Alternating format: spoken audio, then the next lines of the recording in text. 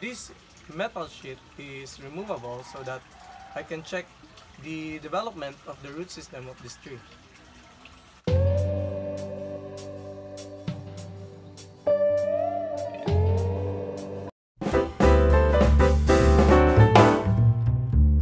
Hi guys, it's me again, GC, and welcome back to my channel, GC Bonsai and Gardening.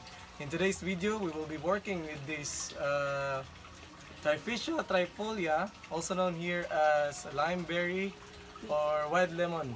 Okay, so this material, I got this from Kuya John Shongkong way back 2017, and this material is one of the oldest material here in my garden.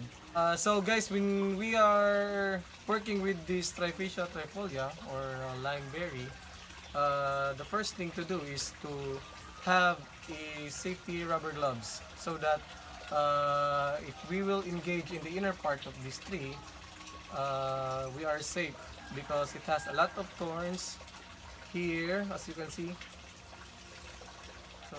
And guys, to proceed with our workshop, one thing that I would like to share with you is this technique. As you can see here, I am using this metal sheet as extension of the pot in order to extend my medium inside so that I can train the root system of my tree. This metal sheet is removable so that I can check the development of the root system of this tree. So since I found out that this tree is doing good, we will not, and it is still progressing, we will not yet remove this. So maybe in the future, show schedule, maybe I will be removing this so that we can see all the root system, the root players, and then we will add moss to add in the presentation. So, but for now, we will get this in shape. It has a lot of overgrown branches. Yes, we will be doing wiring. We will be trimming this tree, and partial defoliation maybe. But before that, we will have first the 360 view.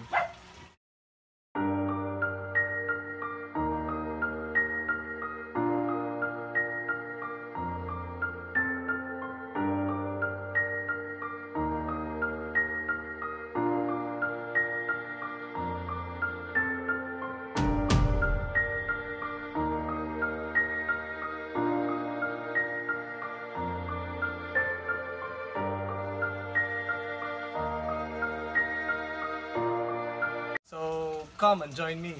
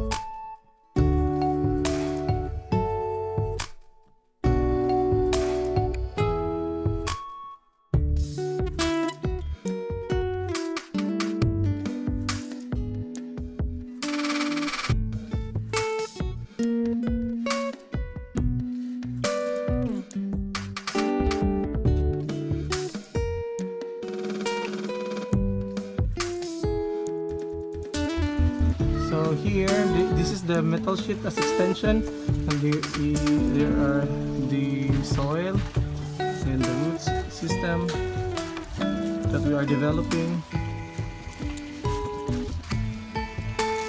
This branch here, the main branches, so the trunk. We need to develop this trunk. That's why we haven't engaged all of them yet.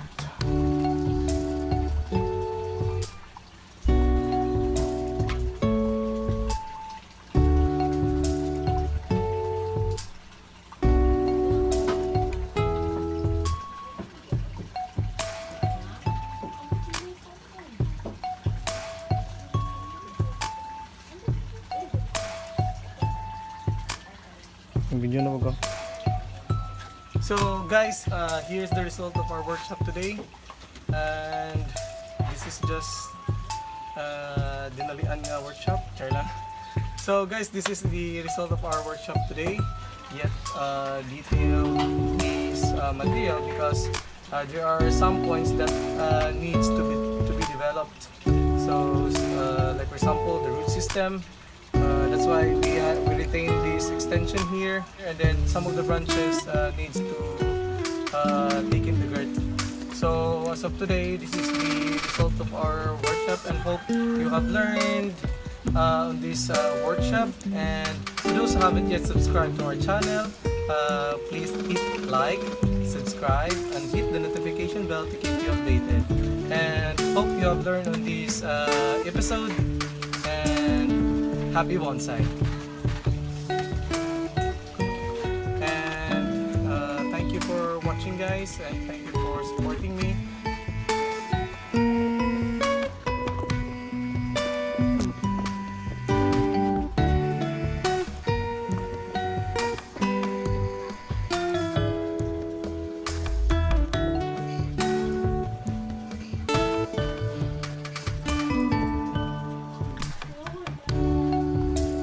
Umaga! Alam niyo ba ang bonsai na ito ay matagal na? Dahil napuyaan na siya ng lawa-lawa at may supot-supot. Mas matagal pa yan sa relasyon niyo.